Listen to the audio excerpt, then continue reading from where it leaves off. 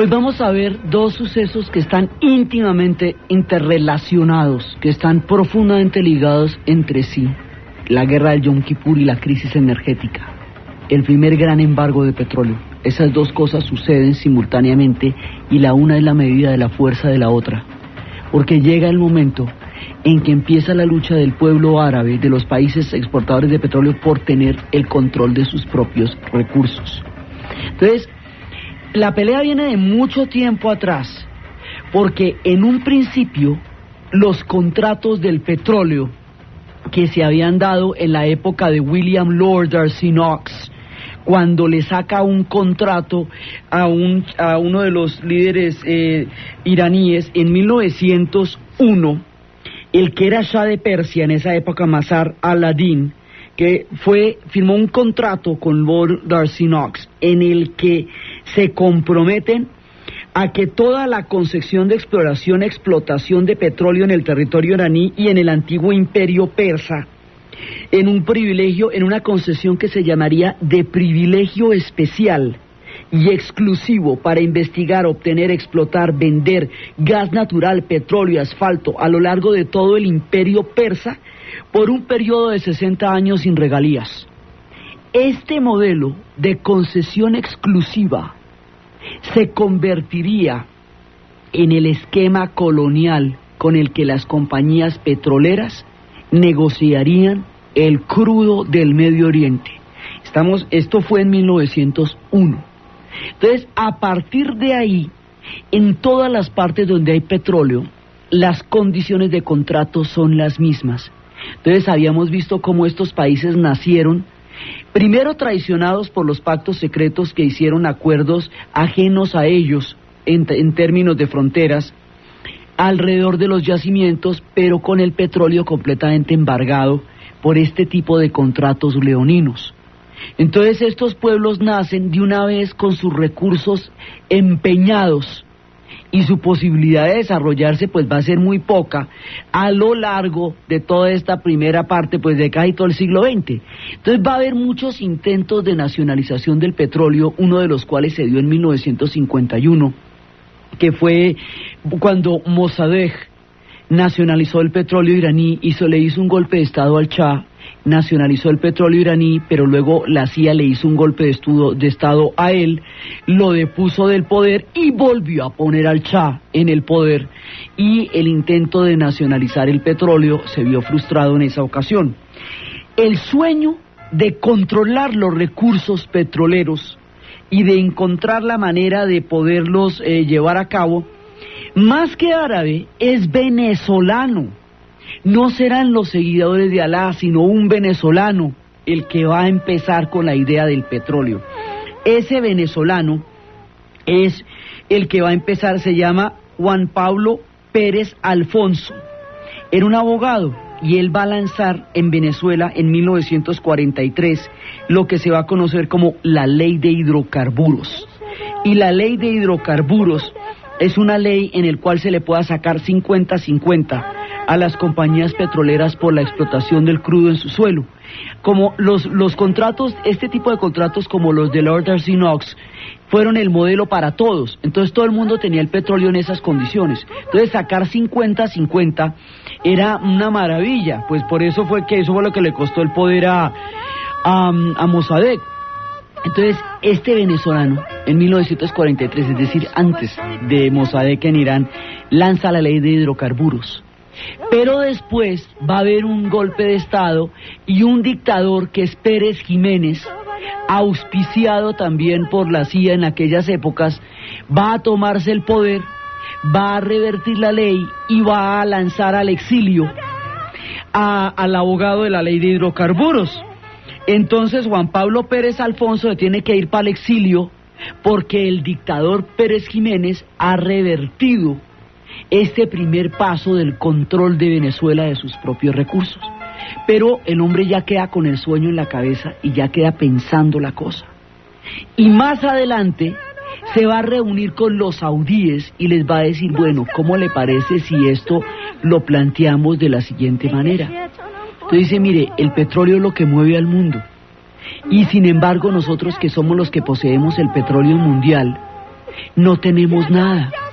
Y no tenemos nada es porque los precios están hechos de una manera en la cual nos excluye a nosotros del control de nuestros propios recursos.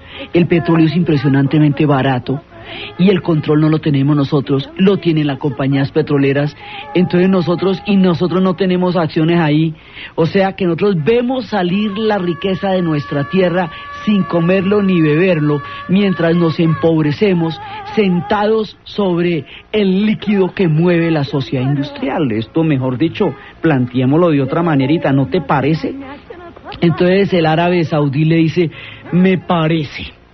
Entonces una fórmula que tenía la Texas era que controlaba las cantidades de petróleo que vendía. Entonces decía, mire, ¿sabe qué? Para que el petróleo valga más no hay que vender más, hay que vender en menos. Hay que controlar no solamente el precio, sino hay que llegar a controlar la cantidad de producción de petróleo. ¿Cómo la ve? Y se fue forjando un proyecto. Y entonces, cuando se va forjando, digamos, un proyecto histórico, esto lo van a poder concretar. Ya es en 1960 cuando se van a reunir. Se van a poder reunir en septiembre, todo es en septiembre, en Bagdad se hace una reunión con Abdullah Tariki, que era el árabe saudí, que había hablado con Pérez Alfonso, los dos que habían convocado a la reunión, con el respaldo del rey de Saúd, y se van a reunir en Bagdad el 9 de septiembre, Venezuela, Irán, Irak, Kuwait y Arabia Saudita. Y miren, entre Venezuela, Irán, Irak, Kuwait y Arabia Saudita controlan el 90% del petróleo mundial, ¿sí? Esos, no más. Entonces ahí fundan la Organización de Países Exportadores de Petróleo, conocida como la OPEP. Entonces ya hay un organismo, una convocatoria, un proyecto histórico para controlar el petróleo. Entonces, en ese momento, cuando empiezan a adquirir la conciencia histórica sobre la importancia del petróleo para el desarrollo de esos pueblos, Estados Unidos está en la posguerra. Estados Unidos en la posguerra quedó en unas condiciones sumamente ventajosas porque no tuvo destrucción de territorios, luego no se pasó 15 años reconstruyendo, porque no tuvo una economía de guerra, luego su economía estaba en plena producción. Entonces, en Estados Unidos, la industria automotriz va a ser el sector punta de desarrollo económico de la posguerra y es lo que va a caracterizar en la sociedad industrial avanzada que ellos se van a convertir en la posguerra. Entonces, la demanda de gasolina que requerían estos automóviles de la Chrysler, de la General Motors, de la Ford, cada una, esa es la era de los Cadillacs y la era de los grandes automóviles y de los Oldsmobiles y de todo eso, y es cuando una generación entera la hacen en la parte de atrás de los carros, es la época del baby boom, todo eso. Entonces, la demanda de petróleo es pero altísima. Y ahí está desapareciendo el carbón como recurso energético porque además es altamente contaminante y el petróleo empieza a tener muchísimos más usos hasta llegar a tener 500 derivados que tiene el petróleo actualmente. O sea, piensen en todo, en la licra, en el nylon, en el asfalto, querosene, mejor dicho, eso, la lista es interminable. La sociedad industrial actualmente depende del petróleo como están las cosas hasta este momento. Entonces resulta que ya Europa en el 60 está saliendo de la durísima posguerra y está empezando a reactivarse económicamente. Y esa reactivación económica va a demandar petróleo en grandes cantidades. Entonces, pero los precios los controlan como quieran aquellos que son los que realmente manejan los recursos. Entonces va a haber en un momento dado, hay muchísima demanda de petróleo, el boom de la sociedad industrial va a funcionar alrededor del petróleo, y el petróleo era increíblemente barato. Miren, nosotros estamos hablando de un proceso que empezó con el petróleo a más o menos $1.50 barril, y hoy día el barril de petróleo puede valer entre 25 y 30 dólares. Digamos, tanto así han cambiado las cosas en lo que es el recurso. Por eso es que la era del petróleo barato va a cambiar, porque es que el petróleo era regalado, ¿sí? Y eso lo controlaban las que tenían la fuerza ahí que eran las grandes compañías petroleras. Entonces, en ese momento, digamos, todo eso pasa por las narices de los árabes y los árabes no lo ven, y pasa por las narices de los venezolanos, que en cambio tampoco lo ven. Entonces, va a ser la lucha por el control histórico del recurso del petróleo, y ahí es cuando se dan cuenta que tenían una carrera no contra el tiempo, sino contra la historia.